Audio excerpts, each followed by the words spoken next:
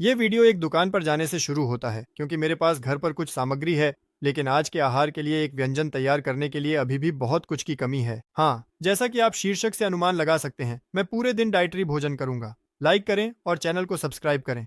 नाश्ता बनाने के लिए हमें पौधों के दूध की आवश्यकता होगी। जई, रास्पबेरी और केला।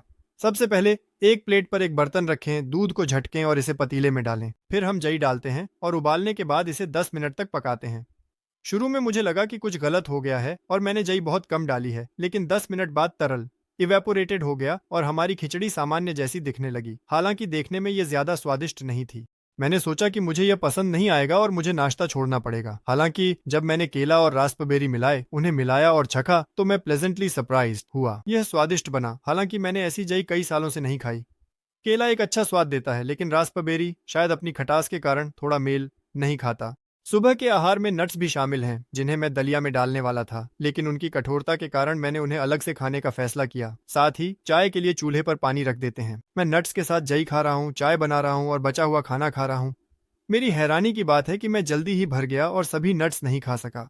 नाश्ता बहुत स्वादिष्ट निकला, इसलिए अच्छे मूड में मैं अपने बर्तन धोता हूँ, चाय लेता हूँ और वीडियो संपादित करने जाता हूँ। इसके बाद हमारे कार्यक्रम में नाश्ता है, सेब। चूंकि मैं अभी तक भूखा नहीं हुआ था, इसे खाना थोड़ा मुश्किल था, लेकिन मैंने इसे कर लिया। दोपहर के खाने के लिए हमारे कार्यक्रम में अनाज है, विशेष रूप से बुलगुर। बुलगुर एक शानदार विकल्प है क्योंकि यह न केवल स्वादिष्ट है बल्कि स्वास्थ्यवर्धक भी है। यह फाइबर, विटामिन और खनिजों से भरपूर है जो इसे आहार के लिए आदर्श बनाता है। सबसे पहले हम बुलगुर को चावल बनाने की मशीन में डालते हैं, फिर इसमें आवश्यक मात्रा में पानी डालते हैं, मसाले मिलाते हैं जो बुलगुर को समृद्ध स्वाद देते हैं। साथ ही सुगंध के लिए नमक और बे पत्ते भी डालते हैं। हम चावल बनाने की मशीन को चालू करते हैं और बुलगुर को पकने के लिए छोड़ देते हैं, जबकि हम अन्य व्यंजनों में व्यस्त रहते हैं। अगले चरण में हम चिकन ब्रेस्ट लेते हैं। ये प्रोटीन का एक उत्कृष्ट स्रोत है जो मांसपेशियों के द्रव्यमान और दिन भर ऊर्जा बनाए रखने के लिए आवश्यक है। चिकन ब्रेस्ट को रसदार और सुगंधित बनाने के लिए विशेष ध्यान देने की आवश्यकता होती है। हम इसे ताजे लहसुन से रगड़ते हैं जो मांस को तीखापन देता है। फिर हम विभिन्न मसालों को छिड़कते हैं जिन्हें स्वाद के अनुसार चुना जा सकता है। स्वाद बढ़ाने के लिए थोड़ा नमक डालना न भूलें। हम चिकन ब्रेस्ट को बेकिंग ट्रे पर रखते हैं, इसे फॉयल में सावधानी से लपेटते हैं ताकि सभी रस अंदर बने रहें और इसे पहले से गर्म किए गए ओवन में भेजते हैं। जब हम चिकन ब्रेस्ट तैयार कर लेते हैं तो हम सलाद बनाने की प्रक्रिया में जाते हैं। ताजे सब्जियां और स्वस्थ आहार का एक अभिन्न हिस्सा है और आज हमारे पास टमाटर और खीरे होंगे। सबसे पहले हम टमाटरों को अच्छी तरह से धोते हैं ताकि किसी भी गंदगी से छुटकारा मिल सके और फिर उन्हें सावधानी से मध्यम आकार के टुकड़ों में काटते हैं।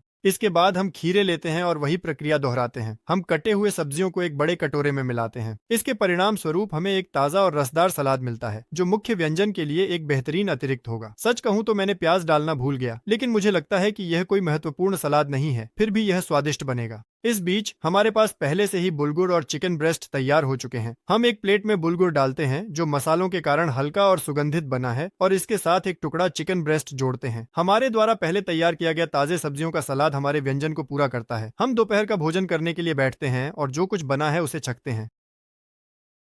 मम्मा, यह स्वादिष्ट बना। हालांकि मैंने इसे बनाया क्योंकि मैं कोई पेशेवर शेफ नहीं हूँ।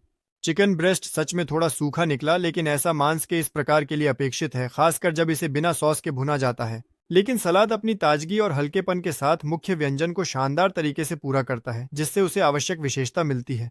मैंने प्लेट पर जो कुछ भी था उसे खा लिया, जिसमें एक रसदार सलाद भी शामिल था, लेकिन मैं बुलगुर नहीं खा सका क्योंकि मैं पहले से ही भरा हुआ था। कुल मिलाकर मुझे दोपहर का खाना बहुत पसंद आया और मैं अपने पाक प्रयोग से संतुष्ट हूँ। चूंकि यह एक आहार है, दोपहर के खाने के बाद मैंने कुछ कैलोरी जलाने का फैसला किया, अपने वजन के साथ एक कसरत करके। यह आकार बनाए रखने और मांसपेशियों को मजबूत करने का एक उत्कृष्ट तरीका है, बिना जटिल व्यायामों और भारी उपकरणों का सहारा लिए। मैं कोशिश करता हूं कि मेरी कसरत तीव्र हो ताकि कम समय में अधिकतम प्रभाव प्राप्त कर सकूं। ऐसी गतिविधियों के बाद आप खुद को तरोताजा और ऊर्जावान महसूस करते हैं और यह भी मेटाबॉलिज्म को तेज करने में मदद करता है। हमारे कार्यक्रम के अनुसार हमारा नाश्ता गाजर है। अगर आपने वह वीडियो नहीं देखा जिसमें मैंने 30 दिन गाजर खाई तो उसे देखने की सलाह देता हूँ। फिर मैंने तैरने के लिए स्विमिंग पूल जाने का फैसला किया, लेकिन दुर्भाग्यवश वहाँ वीडियो नहीं बना सका। मैंने तैराकी की और अब गीले बालों के साथ घर जा रहा हूँ।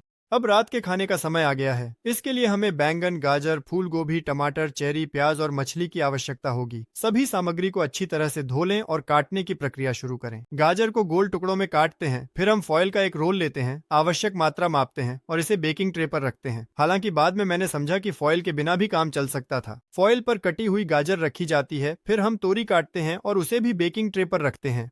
इसके बाद छोटे टुकड़ों में फूल गोभी फैलाते हैं, टमाटर काटते हैं और उन्हें भी बेकिंग ट्रे पर रखते हैं। वैसे यह पिज्जा की तरह अधिक लगता है। अब हम लाल मछली की पैकेजिंग खोलते हैं और इसे सब्जियों के ऊपर रखते हैं। फिर हम सब कुछ जैतून के तेल से डालते हैं और इसे ओवन में भेजते हैं। अचानक मुझे याद आया कि मैंने प्याज डालना भूल गया। मैं जल्दी से गलती सुधारता हूँ, प्याज डालता हूँ और फिर से डिश को ओवन में रखता हूँ। मैं इंतजार करता हूँ कि यह पक जाए। इतना समय बीत जाता है कि मुझे भूख लगने लगती है और मैं अंगूर खा लेता हूँ। मैं ओवन के पास लौटता हूँ और इंतजार करता हूँ। कुल मिलाकर डिश लगभग 1 घंटे तक बेक हुई। आखिरकार वह लंबे समय से प्रतीक्षित क्षण आता है। मैं ओवन से खाना निकालता हूँ। सच कहूँ तो ये बहुत स्वादिष्ट लग रहा है।